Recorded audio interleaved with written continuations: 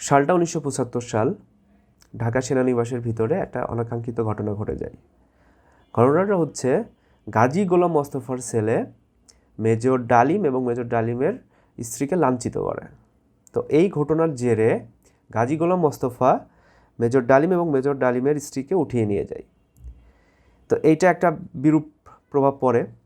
তো তখন কি হয় যে মেজর ডালিমের বন্ধু মেজর নূর সেনানিবাস থেকে ট্রুপস নিয়ে চলে যায় উদ্ধার করতে। তো এটা একটা ঘটনা, যেই ঘটনা শেষ পর্যন্ত বঙ্গবন্ধুর কাছে যায়। বঙ্গবন্ধু কি বিচার করলেন? বঙ্গবন্ধু বিচার করলেন মেজর ডালিম এবং মেজর নূর চাকরিচ্যুত। তো স্বাভাবিকভাবে তাদের মধ্যে ক্ষোভ। তো চাকরিচ্যুত হলেন, বিচার হয়ে গেল। তো এই ঘটনা গেল। এই ঘটনার পরে মূল চরিত্র যে দুইজন, সে দুজন কিন্তু আসে। সেটা হচ্ছে যে মেজর ফারুক এবং মেজর রশিদ। তো মেজর ফারুক এবং মেজর রশিদ দুজন কিন্তু আত্মীয় ছিলেন, হ্যাঁ, ভাইরা ভাই সম্পর্কে ভাইরা ভাই ছিলেন। তো মেজর ফারুক এবং মেজর রশিদ এই যে ঘটনা 15ই আগস্টের যে ঘটনা, এই ঘটনার কিন্তু মাস্টার প্ল্যান করে, হ্যাঁ, মাস্টার প্ল্যান করে। তো মেজর ফারুক এবং মেজর রশিদের পরিচয়টা একটু দেওয়া যাক। মেজর ফারুক ছিলেন বেঙ্গল ল্যান্সার ট্যাঙ্ক রেজিমেন্টের সেকেন্ড ইন কমান্ড। তো ওনার আন্ডারে ছিল প্রায় 30টি ট্যাঙ্ক। আর মেজর রশিদ ছিলেন 2 ফিল্ড আর্টিলারির রেজিমেন্টের কমান্ডিং অফিসার, হ্যাঁ। তো আর বাকি অফিসার যেমন মেজর ডালিম, মেজর নূর, শাহরিয়ার, হুদা ও পাশা ছিলেন বাইরের ইউনিটে। তো এই ছিল 15ই আগস্টের যে মূল ক্যারেক্টার, 15ই আগস্টের ঘটনার যে মূল ক্যারেক্টার তারা। তো ঘটনার সূত্রপাত হচ্ছে 12ই আগস্ট 1975। 12ই আগস্ট 1975 সালে মেজর ফারুকের যে বিবাহবার্ষিকী, সে বিবাহবার্ষিকীতে প্রথমবারের মতো মেজর ফারুক মেজর রশিদকে কিন্তু এই ঘটনাটা জানায়, এই প্ল্যানটা যে করতেছে সেই প্ল্যানটা জানায়। তার আগে কিন্তু কেউ জানতো না, কারণ জানাজানি হয়ে গেলে তো অনেক বড় একটা ইস্যু হয়ে যাবে। পরিকল্পনার কথা কাউকেই জানায়নি। তো ওই দিনই ফার্স্ট জানায় এবং জানানোর পরে তাকে হেল্প করতে বলে, এবং শেষ পর্যন্ত কি হয়, মেজর রশিদ কিন্তু মেজর ফারুককে হেল্প করে আর কি। তো মেজর রশিদের কাজ ছিল একজন রাজনৈতিক নেতা খুঁজে বের করা। তো আমরা গেস করতে পারছি সে রাজনৈতিক নেতাটা কি ছিল। তিনি ছিলেন হচ্ছে খন্দকার মোশতাক আহমেদ। তো মূল টার্গেট ছিল ধানমন্ডি 32 নম্বর রোডের 677 নম্বর বাসা, যেটা ছিল বঙ্গবন্ধু শেখ মুজিবুর রহমানের বাসভবন। ঘটনার শুরু 14 এবং 15ই আগস্টের রাতে। তো কি হয়, 30টি ট্যাঙ্ক এবং 18টি কামান নিয়ে কিন্তু বেঙ্গল ল্যান্সারের যে ট্যাঙ্ক রেজিমেন্ট, সেই রেজিমেন্টের সৈনিকরা কিন্তু সব প্রস্তুত হয়ে যায়।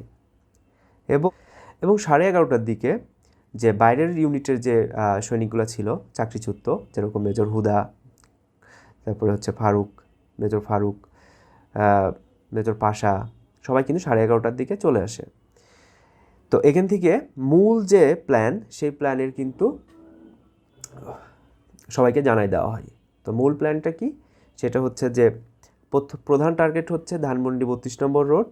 তো একই সময়ে আরও 2টা টার্গেট ফিক্স করা হয়, সেটা হচ্ছে যে শেখ ফজলুল হক মনি এবং শেখ শেরনিয়াবাদ, দুজনের বাসায়। তো টোটাল টার্গেট হচ্ছে 3টা। তো 3টা টার্গেট তো সবাইকে ব্রিফ করা। তো যেহেতু মেইন টার্গেট হচ্ছে ধানমন্ডি 32 নম্বর রোড, তো এখানে ঘিরে 2টা সার্কেল গঠন করে, একটা হচ্ছে ইনার সার্কেল এবং একটা হচ্ছে আউটার সার্কেল। তো ইনার সার্কেলের কাজ হচ্ছে মেন অপারেশন করা, এবং আউটার সার্কেলের কাজ হচ্ছে তৎকালীন যে রক্ষী বাহিনী আছে সেই রক্ষী বাহিনীর যে হামলা, সেই হামলাকে মোকাবেলা করা। তো ইনার সার্কেলের যে ইনচার্জ হয় হচ্ছে মেজর মহিউদ্দিন। আর আউটার সার্কেলের দায়িত্ব পান হচ্ছে মেজর হুদা এবং মেজর নূর। তো দায়িত্ব বুঝে নেওয়ার পরে ইনার সার্কেল থাকবে হচ্ছে 500 ট্রুপস, এবং আউটার সার্কেলে থাকবে হচ্ছে বাকি ট্রুপস এবং যে 28টি কামান, সেই 28টি কামান এবং ট্রুপস সব মিলায় তারা রক্ষী বাহিনীকে প্রতিহত করার জন্য রেডি থাকবে। এটা ছিল ধানমন্ডি 32 নম্বরের প্ল্যান। এবং বাকি যে প্ল্যান সেটা হচ্ছে যে শেখ ফজলুল হক মনির বাসা এবং হচ্ছে শেখ শেরনিয়াবাতের বাসা। তো শেখ মনির বাসায় আক্রমণ করার দায়িত্ব পান হচ্ছে মোসলেম উদ্দিন এবং যেটা হচ্ছে শেখ শেরনিয়াবাতের বাসায় আক্রমণের যে দায়িত্ব পান হচ্ছে মেজর ডালিম। তো তারা তাদের পরিকল্পনা, এটা কিন্তু একটা হলিউড ফিল্মের থেকে কম কিছু না। তো এরকমভাবে তারা তাদের প্ল্যানটা সাজায় এবং সাজানোর পরে ভোর 4টার দিকে তারা কিন্তু 30টি ট্যাঙ্ক নিয়ে এবং ট্রুপস নিয়ে ধানমন্ডি 32 নম্বর রোডের দিকে অগ্রসর হয়। তারপরে যে 15ই আগস্টের যে নারকীয় হত্যাকাণ্ড, সে হত্যাকাণ্ড কিন্তু সংঘটিত করে। তো কারা করলো, কিভাবে করলো, এটা আই থিঙ্ক আমি না বলি, এটা একটা সিক্রেট থাক। এটা আপনারা এই বইটা পড়লে একটু ক্লিয়ারলি বুঝতে পারবেন, কারণ বইটাতে একদম ডিটেলস লেখা আছে যে কিভাবে কে এবং তাদের মধ্যে যে কী কথোপকথন হয়। তো সেই মর্মান্তিক ঘটনার সবগুলা আপনারা কিন্তু বইটা পড়লে বুঝতে পারবেন। তো তারপরে সকালবেলা আমরা সেই ঐতিহাসিক ভাষণটা শুনতে পাই রেডিওতে যে আমি মেজর ডালিম বলতেছি স্বৈরাচারের পতন হয়েছে।